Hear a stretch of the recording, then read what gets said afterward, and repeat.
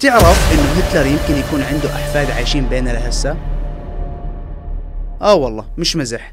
هتلر اللي حرق كل اوروبا واللي حرق اللي ما بيتسموا ممكن تكون عنده عيلة صغيرة عايشين في امان تام. هتلر ما كان عنده اولاد رسميين، بس في كلام كثير بيحكي انه كان له علاقات ايام الحرب. خلينا نرجع لورا شوي. هتلر ما كان عنده اولاد رسميين، بس في كلام كثير بيحكي عن علاقات سرية له ايام الحرب. واحدة من اشهر القصص بتحكي عن جان ماري لوريت. شاف فرنسي قال انا ابن هتلر، وامي حكت لي انها انجبتني بعد علاقة معه ايام الاحتلال الالماني لفرنسا. لما مات ترك وراه رسائل ومذكرات بتأكد هاي القصة، بس المشكلة ما في إثبات DNA بيثبت أو ينفي هذا الكلام. بس الغريب في 4 شباب عايشين في أمريكا اليوم وبيحملوا نفس اسم العيلة هتلر، لا متجوزين ولا بدهم يخلفوا. ليش؟ قال بدهم ينتهوا مع الاسم. يعني من الآخر هتلر ما خلف رسمي، بس في احتمال يكون له نسل ما حدا بيعرفه، واللي بنعرفه أكيد إنه لسه في ناس حاملين اسمه بس بدون تاريخ. هل تتخيل تكون قاعد مع حدا ويحكي لك أنا حفيد هتلر؟